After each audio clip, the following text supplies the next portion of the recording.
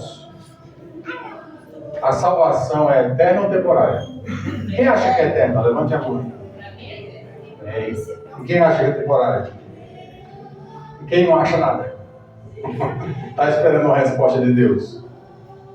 Irmãos, quando a gente pergunta assim, a salvação é eterna ou temporária? É claro que o crente que conhece a Cristo e sabe do sacrifício de Cristo vai responder que é eterna. E como nós fugimos disso, né? Agora, se eu fizer essa pergunta, pastor Itaúna, de uma outra forma. Nossa irmãzinha trouxe aqui o Salmo 23 daquele dia, que eu nunca mais esqueci, que eu já tinha estudado e debatido muito ele, sobre o Senhor é meu pastor e nada me faltará, e na tradução original não está assim. Está escrito que o Senhor é meu pastor e de nada eu terei falta. Muda totalmente, né? E se eu perguntar sobre a salvação, se ela é eterna ou temporária de uma forma diferente? Eu só não vou apostar com vocês, porque crente não aposta, né? Mas eu tenho certeza que a maioria vai mudar de opinião. Ou pelo menos vai pensar profundo. Vou perguntar de outra maneira para você, calma. Uma vez salvo, é salvo para sempre? Não. O que é eterno? É eterno para sempre ou é temporário? Existe eterno temporário ou é eterno eterno? Se eterno é eterno e a salvação é eterna, uma vez salvo, adquirindo a salvação eterna, eu vou perder o que é eterno? Agora eu fiquei confuso, irmãos. A salvação é eterna ou não é? Se a salvação de fato ela é eterna, se o Senhor passou por tudo que passou por mim e por você, pela igreja e pelo mundo, e ganhou para nós a vida eterna já agora, se eu sou realmente salvo em Cristo, como é que eu posso perder a salvação se ela é eterna? Então não é eterna. É como o irmão disse ali, se nós permanecermos firmes, um dia herdaremos a salvação eterna, mas por enquanto ela é temporária. Ela é eterna ou temporária? Vamos para a Bíblia, né? É um assunto polêmico, irmãos. É um assunto polêmico. Porque quando a gente pergunta assim, a salvação é eterna ou temporária? É eterna. Mas uma vez salvo, é salvo para sempre? Não. Tem que ser. Se ela é eterna, como é que uma vez salvo não é salvo para sempre? Como é que a gente anda pregando por aí? Cuidado, irmão, você pode perder sua salvação. Não, mas que salvação você está falando que eu posso perder? A eterna que Cristo conseguiu para mim? Se eu conseguir a salvação eterna na cruz do Calvário, se eu de fato nasci de novo, ele diz que não morro mais. Aleluia! Eu só preciso entender aonde é que você está encaixado.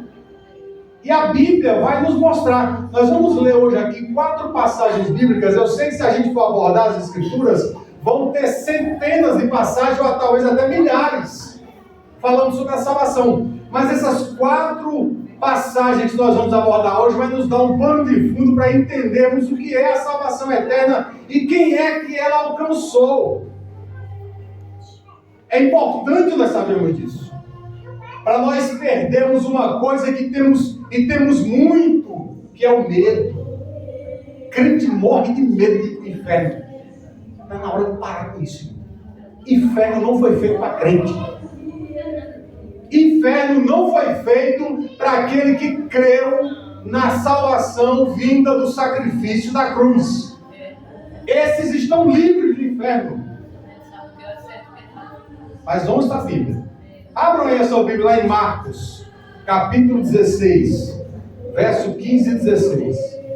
Vamos entender cada passo com calma. Eu sei que já se avançam as horas, mas me suportem um pouco para a gente sair daqui hoje sabedores e com certeza do que nós estamos realmente falando e de quem nós temos crido. Marcos, no capítulo 16, do verso 15 a 16. Acharam aí? Eu quero acompanhar com os irmãos.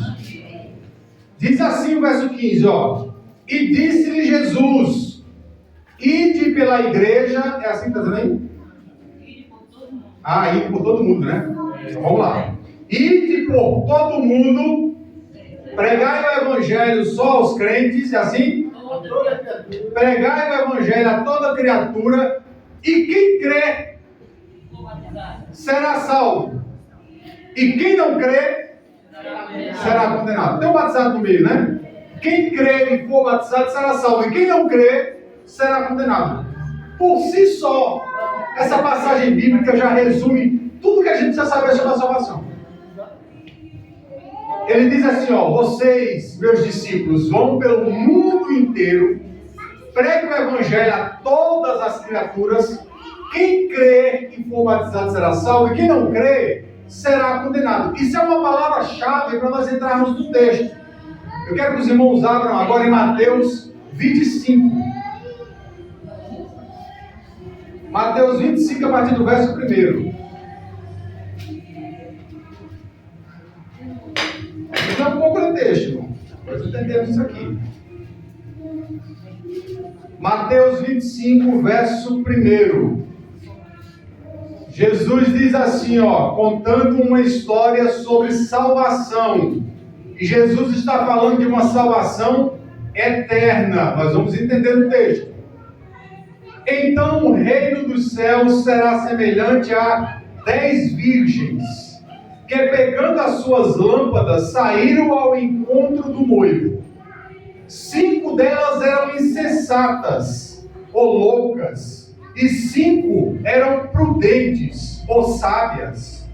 As insensatas, ao pegar as suas lâmpadas, não levaram azeite consigo. As prudentes, porém, levaram azeite consigo em suas vasilhas e com as suas lâmpadas. Verso 5. Demorou o noivo a chegar, e todas elas ficaram com sono, e todas elas dormiram. À meia-noite, porém, ouviu-se um grito, que era o Espírito Santo dizendo no coração do crente: aí vem o noivo, saiam ao seu encontro. Então todas aquelas virgens, as 10, se levantaram e pegaram as suas lâmpadas e saíram. E as insensatas disseram às prudentes: dai-nos um pouco do vosso azeite, porque as nossas lâmpadas se apagam. E as prudentes disseram: não seja que falte para nós e para vós, e diante aos que vendem e comprai-o. E tendo elas saído, as loucas, para comprar, chegou o noivo. E as virgens que estavam preparadas, as 5 prudentes, que estavam preparadas, entraram com ele para o banquete do casamento, e se fechou o quê? A porta do quê? Da graça. Mais tarde chegaram também as outras virgens, dizendo: Senhor, Senhor, abre-nos a porta. Porém o Senhor respondeu: em verdade vos digo, eu não vos conheço. Portanto, vigiai, porque vós não sabeis qual é o dia e a hora em que virá o noivo, ou em que virá o Senhor. Irmãos, 10 virgens. Essas 10 moças, elas moravam na mesma cidade, elas tinham sido educadas no mesmo colégio, elas participavam das mesmas tradições, sejam elas religiosas, sejam elas contemporâneas de sua época. Elas praticamente comiam na mesma comida, tinham os mesmos ensinamentos, praticamente todas tinham a mesma idade, uma pensava muito parecido com o que a outra pensava, porém, 5 eram sábias e 5 eram loucas. E a Bíblia diz que as 10 foram dadas a mesma vasilha que continha azeite, que era o candeeiro, que era a lâmpada. Todas elas tinham a lâmpada e o recipiente aonde colocar o azeite de sobra, para levar para o encontro do noivo. Mas na hora H, na hora de sair para ir ao encontro do noivo, só as 5 sábias levaram azeite consigo de sobra. As loucas não levaram. E a Bíblia nos ensina aqui, irmãos, Jesus dizendo isso para nós, para eles e para nós hoje, através do seu Espírito Santo e da sua santa palavra, que quando o noivo chegou, só tinham 5. As outras 5 tinham ido providenciar para si a unção, tinham ido providenciar para si o azeite. E ele não as esperou. Ele entrou com as 5 que estavam preparadas e fechou-se a porta. Só que mais tarde elas vieram. E bateram na porta: Senhor, Senhor, abre-nos a porta, a gente quer entrar. E Jesus disse: eu não vos conheço. Sabe qual que é a grande diferença aqui, irmãos, de umas para as outras? É que 5 eram prudentes, 5 eram sábias, e as outras 5 eram loucas, eram insensatas. Só que eu fico vendo, pastor Itaúna, igreja, que por mais que essas 10 virgens tivessem se criado juntas, vivido juntas, tido o mesmo ensinamento, as mesmas tradições religiosas, visto as mesmas coisas umas que as outras viram, criadas no mesmo ambiente familiar, talvez pelo mesmo pai, pela mesma mãe, comendo às vezes o mesmo prato, as loucas em momento algum influenciaram as sábias a se tornarem loucas. E nem também as sábias influenciaram as loucas a se tornarem sábias. Porque sábio é sábio e louco é louco.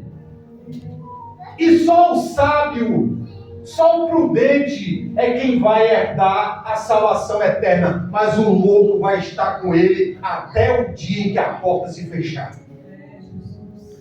Está entendendo isso? Tem muita gente no meio do povo de Deus que simplesmente não é povo de Deus, mas está no meio. Quando Moisés saiu do Egito e trouxe a nação de Israel, a Bíblia usa um termo chulo para falar daqueles que não eram de Israel. A Bíblia diz que um povo laxo acompanhou os filhos de Israel e foram até a terra prometida, e 40 anos depois, uma geração depois, entraram com Caleb e Josué na terra prometida e herdaram a terra prometida. Mas o céu só vai herdar aquele que é sábio, aquele que é prudente. Não é porque está na igreja que é salvo. Agora segura, porque vai ficar forte. Não é porque canta que é salvo. Não é porque prega que é salvo. Não é. Não é porque levantou a mão, aceitou Jesus, se batizou, toma Santa Ceia todo mês. Não é. Se não crer de fato no sacrifício da cruz, se não crer de fato na salvação eterna em Cristo Jesus, pode fazer o que quiser, na hora que quiser, o dia que quiser, vai ser taxado por Ele como eu não vos conheço. É preciso crer, é preciso estar na presença de Deus com fé. Como foi lido nessa noite, é preciso ter fé e é preciso ter obra. E muitas vezes nós queremos fazer tudo por aquele que é o nosso irmão, mas às vezes o nosso inimigo está à míngua e nós não fazemos alguma coisa por ele porque é nosso inimigo. É teu irmão, porque até a porta se fechar, louco e sábio tem que estar juntos. Não é para separar, não é para dividir. E quando houver a porta aberta, todos terão a oportunidade, porém nem todos irão entrar. Veja o que diz aí Efésios. Abre lá rapidamente, irmãos. Efésios, capítulo 2, verso 8 e 10.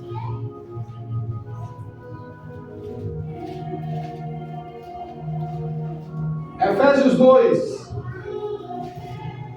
verso 8 e 10. Porque pela graça foi salvo, por meio da fé. E isso não vem de vós, é dom de Deus. Não vem das obras, mas para que ninguém se glorie.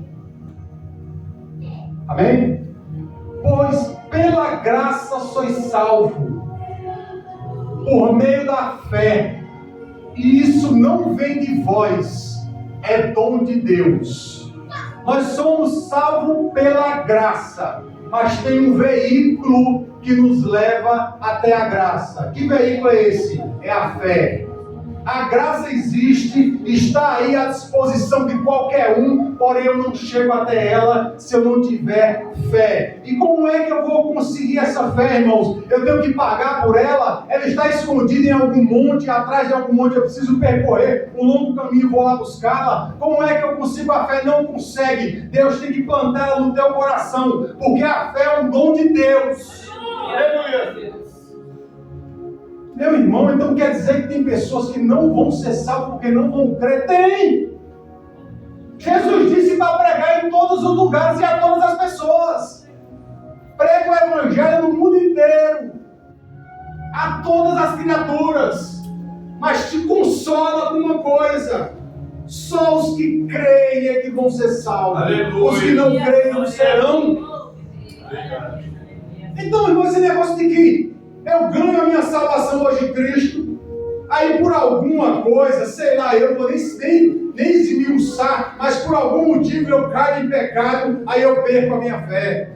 Aí daqui a pouco eu fico ali, um tempo afastado, aí eu volto de novo, me reconcilio, aí estou salvo novamente. Aí daqui a pouco, por alguma situação, eu pego, caio de novo. Mas irmão, a salvação é ioiô agora? A salvação não tem um efeito ioiô. A salvação, ela é eterna ou ela é temporária? Uma vez salvo, é salvo para sempre? Nós precisamos tomar a decisão de em quem nós temos crido. Será que o Senhor se ofende tanto com um pecado que você comete por deslize, por errar o caminho, por errar o alvo às vezes, por sair da rota? Se ele morreu e absorveu em si o pecado do mundo inteiro, você acha que vai se incomodar apenas com o pecado que você comete no dia a dia? Chega diante dele e confessa o teu pecado, confessa diante da igreja, e o Senhor diz João que ele é um advogado, e João se inclui. João diz: filhinhos, eu escrevo essas coisas para que vocês não pequem, porém, se pecarem, nós, João não diz vocês, João diz nós, temos um advogado no céu, Jesus Cristo, justo, o qual é o suficiente para perdoar os nossos pecados. João se inclui como pecador. Isso quer dizer que o apóstolo João pecava também. Mas nem por isso ele desacreditava da salvação que ele conseguiu na cruz do Calvário. Para os apóstolos e para Paulo, a salvação é eterna. Paulo diz isso aqui, com todas as letras nós vamos ver isso já já. Amém? Vamos ler, irmãos, lá em Mateus 13. Não interrompi aí, fica à vontade. Mateus 13. 13 do 24 ao 30 primeiro, tá?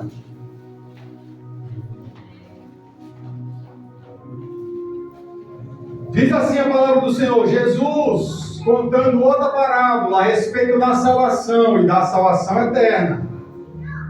Olha o que Jesus diz.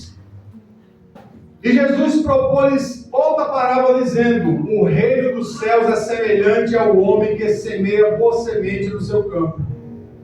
Enquanto, porém, os homens dormiam, veio o seu inimigo e semeou joio no meio do trigo e se foi. Quando o trigo cresceu e frutificou, apareceu também o joio. Então, indo ter com ele os seus servos, o dono do campo, lhe disseram: Senhor, não semeaste tu no teu campo boa semente? Como então está cheio de joio? Respondeu-lhes ele: um inimigo fez isso. Perguntaram-lhe os servos: queres que vamos e arranquemos o joio? Ele, porém, lhes disse: não, para que ao colher o joio, não arranqueis também o trigo com ele. Deixai crescer ambos juntos. Repita comigo 30, irmão. Deixai crescer ambos juntos. Até quando? Até a colheita. Por ocasião da colheita, direi aos ceifeiros: colhei primeiro o joio, amarrai-o em feixes para o queimar. Então o trigo guardareis no celeiro do Senhor. Jesus diz que o reino dos céus é como um semeador que lançou a semente no mundo. O campo onde ele lançou a semente é o mundo. Só que veio o inimigo e lançou também no mundo uma semente ruim, a semente do joio. E ambas cresceram juntas no mesmo terreno. E quando apareceu a lavoura, os servos viram que tinha alguma coisa errada, porque o Senhor tinha plantado só semente boa. Como é que aparecia agora ruim? E foram perguntar a ele. Ele falou: a ruim foi o inimigo que plantou, porque a semente boa só o meu pai me plantou. E falaram para ele: quer que a gente arranque o joio do meio do trigo? Ele falou: não, é para deixar crescer junto. Na época da colheita, virão os anjos, tirarão primeiro o joio e amarrarão em feixes para ser queimado em fogo indextinguível. E o trigo colherão e colocarão no celeiro do Senhor. Irmão, vou repetir. Joio também canta. Joio também prega. Joio entra aqui, aceita Jesus, se batiza, toma santa ceia. E sabe por que o Senhor permite que isso aconteça no meio da lavoura dele? Porque Ele é um Deus bom. Ele é um Deus misericordioso. Ele é um Deus que acolhe a todos. Quer ver a prova disso? Jesus disse: o sol nasce só para os crentes. Foi isso que Ele disse? O sol nasce para todos. A chuva cai só no terreno dos crentes. Foi isso que Ele disse? Não, a chuva cai em todos os lugares. Deus abençoa a todos. Naquele plantio de trigo, aonde o inimigo lançou o joio, quando caía chuva, molhava também o joio. Quando a terra era adubada, ajudava também o joio a crescer. As bênçãos que vinham da mão do agricultor para o mundo, para os pés. Irmãos, a cruz do Calvário não salvou só crente, a cruz do Calvário salvou o mundo inteiro. O apóstolo João disse que aquela morte foi por todos do mundo. Só que nem todos vão querer essa salvação. Então eu cheguei à conclusão muito cedo na minha vida de que quando alguém se levanta, cai, se levanta, cai, se levanta, cai, se levanta, cai, vai para o mundo, volta para a igreja, vai de novo, vem, é que nunca conheceu esse Senhor. Só conheceu a religião. Mas, irmão, 20, 30 anos, até mais. Eu conheço um homem na Bíblia chamado Nicodemos, que tinha 84 anos de idade e tinha só 70 de templo. 70 anos servindo ao templo. E Jesus foi se encontrar com ele, ou melhor, ele foi se encontrar com Jesus à noite, com medo dos judeus, de destituírem ele do cargo. E ele veio com uma bajulação para Jesus, dizendo: mestre, essas coisas que você faz só pode vir de Deus. E Jesus foi por outro lado, saiu totalmente do assunto de Nicodemo e disse: eu te digo que se tu não nascer de novo, tu não verás o reino dos céus. Mas no mesmo dia ele se encontra com um jovem de 23 anos, chamado Natanael, que dizem para Natanael que encontraram o Senhor, e ele diz: mas vem da onde? Vem de Nazaré. E ele fala: mas vem coisa boa de Nazaré? Nazaré era uma terra maldita, irmão, uma terra escurecida, mas o Cristo veio de lá. Disseram: vem ver. E antes dele falar com Jesus, quando Jesus o vê, olha para ele e diz: aí está um israelita verdadeiro em quem não há falsidade. O camarada tinha 84 anos de idade, 70 de tempo e precisava nascer de novo. O de 23 anos, que nem congregando no templo, mas estava, segundo a Bíblia diz, que ele estava congregando debaixo de uma figueira, porque não aguentava a podridão que estava no templo de Israel, a vendilança e a mercadejança da obra e da palavra de Deus. Jesus disse que o homem é um israelita verdadeiro, em quem não há falsidade. Então não é pela idade, não é pelo tempo de religião, é pela fé, irmão, é por crer. Jesus, aleluia. Então, eu cheguei à conclusão, vou repetir muito cedo na minha vida, de que quem não se firma verdadeiramente é porque nunca conheceu. Precisa, que nem Nicodemos, nascer de novo. Mas aquele que nasceu de novo, mesmo que erre o caminho, mesmo que tropece, mesmo que às vezes caia, ele arruma a sua rota, porque nele habita o Espírito Santo de Deus, que diz por onde ele tem que ir. E para aquele que é desviado, irmão, o caminho de volta para Cristo é muito mais fácil do que aquele que nunca veio, porque ele sabe o caminho. Ele sabe o caminho de volta. A Bíblia diz que nem os loucos erram o caminho. Imagina os sábios. E aí, irmãos, na plantação de joio e de trigo, o joio e o trigo, ó, cresceram juntos. Assim, ó. Uma palha relando na outra. A palha do trigo relando na palha do joio. Cresceram juntas. E Jesus disse que no dia da colheita, Um ia ser colhido primeiro para ser queimado e o outro para ser guardado no celeiro. Mas mesmo os dois crescendo juntos, desde a semente, o trigo não influenciou o joio a ser trigo. E nem o joio influenciou o trigo a ser joio. Porque joio é joio e trigo é trigo. Joio é joio e trigo é trigo. Salvo é salvo, irmão. Eu não creio num Cristo que faz um serviço pela metade. Eu creio num Cristo que veio para definir a parada. É por isso que quando eu vejo pregações, irmão, dizendo que a coisa está ficando ruim, a coisa está ficando pior, cada dia que passa pior, tá não! Cada dia que passa está ficando melhor. E o primeiro motivo que eu tenho para crer nisso é que nós estamos cada vez mais perto de Cristo. Ele está cada vez mais perto de mim, buscar a sua igreja. Como é que está ficando ruim? Paulo diz lá em Efésios que é agora já, não é amanhã, não é agora já. Nós estamos assentados com Cristo em lugares celestiais. Como é que está ficando ruim? A igreja sempre foi vitoriosa e sempre será. Mesmo um monte de sangue derramado que teve no passado. A Bíblia diz, e os pais da igreja também diziam que cada gota de sangue de crente que caía no chão era como se uma semente tivesse sido plantada. Nasciam 10 ou 20. A igreja sempre foi vitoriosa. E cada dia que passa, nós estamos marchando cada vez mais, conseguindo cada vez mais arrebentar as portas do inferno e conseguir resgatar almas para o Senhor.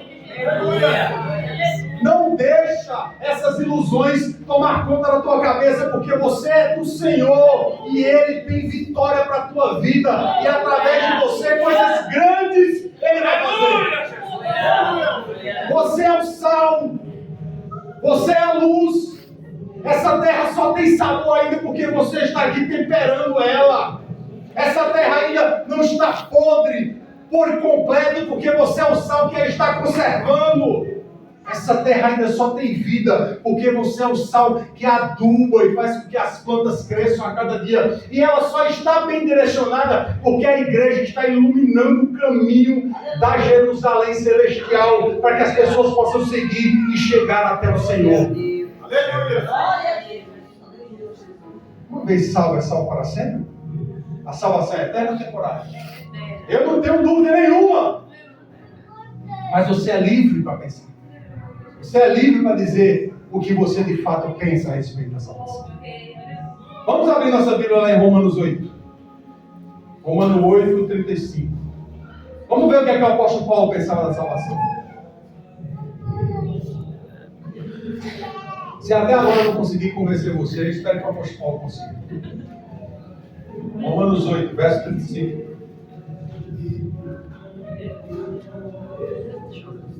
E Paulo diz uma palavra aqui que eu acho uma das mais lindas que eu já ouvi em toda a minha vida. Ele fala, eu estou convencido. Aleluia. Irmãos, Paulo diz, eu estou convencido. E quando ele diz isso, eu tenho certeza absoluta que quem convenceu Paulo não foi Gamaliel, que foi o seu professor a vida inteira. Quem convenceu Paulo não foi Tiago, quando teve um encontro com ele lá no templo em Jerusalém. Não foram os apóstolos, quando ele encontrou depois com eles 13 anos, eles já pregando o evangelho, abrindo igrejas e fazendo milagres em nome do Senhor. Quem convenceu o apóstolo Paulo foi o Espírito Santo de Deus. Aleluia. Quem me convenceu nessa salvação eterna foi o Espírito Santo de Deus. Aleluia. É quem convence o homem do pecado, da justiça e do juízo. O Espírito Santo chega e diz, você é um pecador. Você fala, sou mesmo, Espírito Santo. Mas Jesus morreu para te salvar. Eu creio, Espírito Santo. Chega, entra, o céu é teu. À meia-noite ouviu-se uma voz, saia ao encontro do noivo. Quem disse isso? O Espírito Santo. É ele que vai bradar para a igreja. Saiam ao encontro do noivo. E todos vão ouvir. As loucas e as sábias. O trigo e o joio. Mas só aqueles que são do Senhor é que acharão o caminho. Os outros se perderão, mas aqueles que são do Senhor acharão o caminho. Veja o que Paulo diz aí. Quem nos separará do amor de Cristo? Paulo está fazendo uma pergunta. Aí ele vai listar algumas consequências que nós vivemos aqui neste mundo, nessa terra. Quem nos separará do amor de Cristo? A tribulação ou a angústia? A perseguição ou a fome? Ou a nudez? Que que é a pobreza, né? Ou o perigo, a espada, que é a guerra. Como está escrito, por amor de ti somos entregues à morte todo dia. Fomos considerados como ovelhas para o matadouro. Porém, em todas essas coisas, somos mais do que vencedores por meio daquele que nos amou. Olha o 38. Pois eu estou convencido.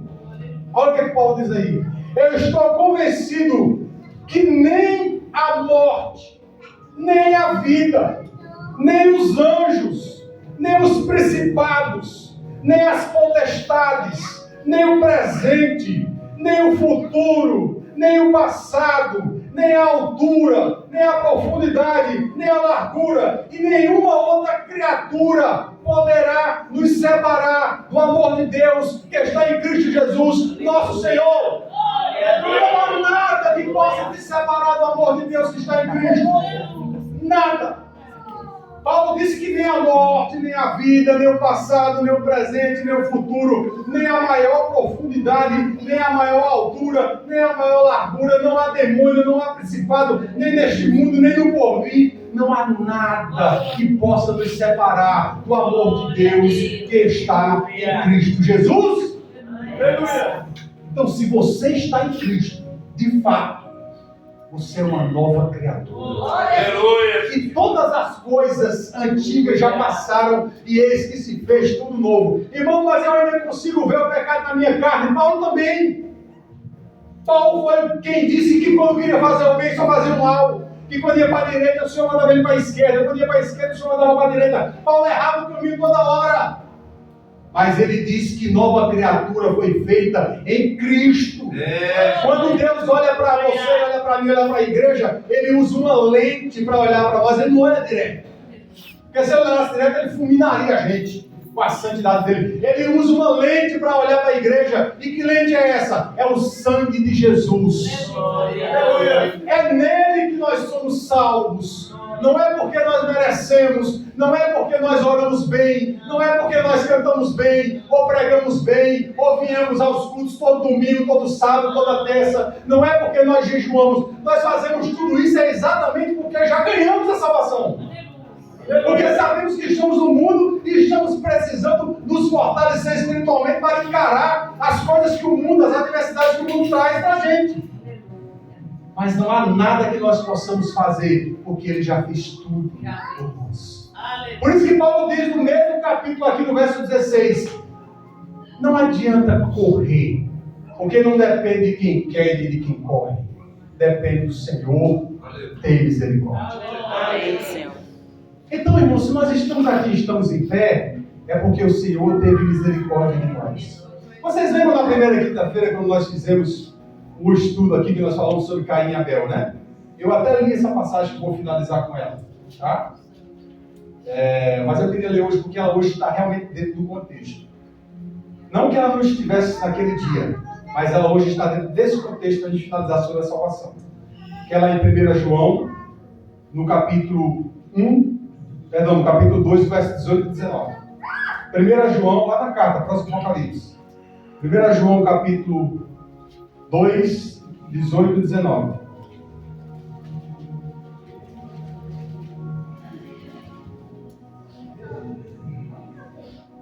Diz assim: filhinhos, esta é a última hora. Aí as pessoas pensam que a última hora que João está falando não é hoje, ou é daqui a 100, 200 anos. Era a última hora na época dele, há 2000 anos atrás. Essa é a última hora. E como ouviste que vem o anticristo, já muitos anticristos têm surgido, pelo que conhecemos que é a última hora. Olha o que ele diz no 19: saíram de nosso meio, mas não eram dos nossos, pois se tivesse sido dos nossos, teriam ficado conosco. Mas isto é para que se manifeste que nenhum deles é dos nossos. Olha o que é que João diz. Tudo aquilo que vocês percebem que não é de Cristo e que saíram do nosso meio, é porque não era nosso. Se fosse nosso, teriam ficado com a gente. Mas isso é para que se manifeste que eles saíram do nosso meio exatamente porque não são nossos. E o que é que João quer dizer com isso? Aquieta o teu coração. Fica em paz. Porque se você está em Cristo, nova criatura você é, e tudo já se fez novo. É por isso que João diz com toda clareza e com firmeza que Caim era do maligno e Abel era do Senhor. Por quê? Porque na terra, irmão, existem duas famílias. Uma que é do Senhor e a outra que é do maligno. E o campo onde foi plantada essas famílias foi o Éden, lá atrás. E essas famílias cresceram ali ainda, o joio e o trigo. Mas eles vão continuar juntos, pastor, até o dia da colheita. É por isso que a nossa missão não é ficar identificando dentro da igreja quem é joio e quem é trigo. Não queira identificar. Porque os servos do Senhor identificaram, e a primeira coisa que veio no coração deles, o primeiro desejo, foi arrancar o joio. E não é para tirar o joio do meio da igreja, é para deixar o joio. O joio tem que continuar cantando, o joio tem que continuar pregando, o joio tem que continuar fazendo o seu trabalho que tem feito no meio da igreja, se no meio da igreja ele estiver. Tem joio que aprende, irmão, a pregar tão bem, que vira até pastor. Misericórdia. Isso é a verdade. Só que para concluir, o que eu penso, pastor, o que eu acho, que a salvação que Cristo conseguiu para nós, ela é eterna. E que uma vez que nós somos salvos, eu creio nisso. A igreja está livre para crer naquilo que o Espírito colocar em seu coração. Uma vez que nós somos salvos, se de fato somos salvos, não tem como mais perder a sua salvação. Nós não temos a salvação de efeito ioiô. Irmão, mas o meu pecado, irmão, mas às vezes eu me pego fazendo as coisas erradas. Você é gente, você é ser humano. E enquanto Jesus não vier e transformar o teu corpo de carne num corpo glorioso, haverá pecado aí. Só o fato de você estar envelhecendo como eu estou envelhecendo, como todos nós já estamos cometendo pecado contra o Senhor. Porque o Senhor não nos fez para envelhecer, para morrer. Ele nos fez para ser eternos. Mas quando Adão perdeu a sua eternidade lá no Éden, ele começou também a envelhecer. Porque a Bíblia diz que ele morreu com quase 1000 anos. Mas morreu. Envelheceu, morreu. E o que Cristo vai trazer para nós é um corpo glorioso que não morre mais.